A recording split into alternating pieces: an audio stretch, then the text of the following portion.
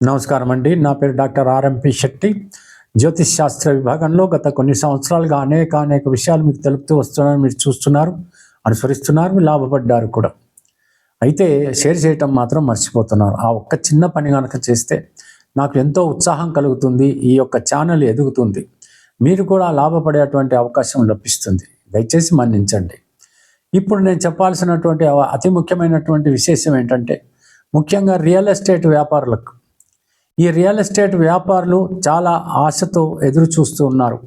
మంచి సమయం వస్తుందని, తప్పకుండా మన యొక్క జీవితాలు బాగుపడతాయని, మన యొక్క ఈ బిజినెస్ ఏదైతే ఉందో చాలా మూడు పువ్వులు 6 కాయలుగా సాగిపోతుందని ఆశపడుతున్నారు.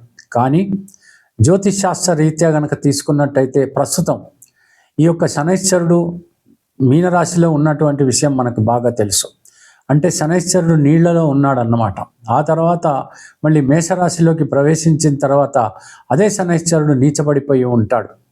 ఆ తర్వాత మాత్రమే వృషభ రాశిలోకి ఎప్పుడైతే శనైశ్వరుడు ప్రవేశిస్తాడో అప్పుడే కాస్త బలాన్ని పుంజుకుంటాడు. ఈ రకంగా కనుక మనం ఆలోచిస్తే ఏప్రిల్ 2030 వరకు కూడా రియల్ ఎస్టేట్ రంగము చాలా భయంకరమైనటువంటి స్థితిలో దిగజారిపోతుంది. ఏ రకంగానూ ఆశాజనకంగా లేదు అని మాత్రం మనం చెప్పవచ్చు. కాబట్టి రియల్ ఎస్టేట్ రంగంలో ఉన్నటువంటి వ్యాపారులు అందరూ కూడా అతి జాగ్రత్తగా, భద్రతగా ఉండాల్సినటువంటి సమయము ఇదంతా కూడా.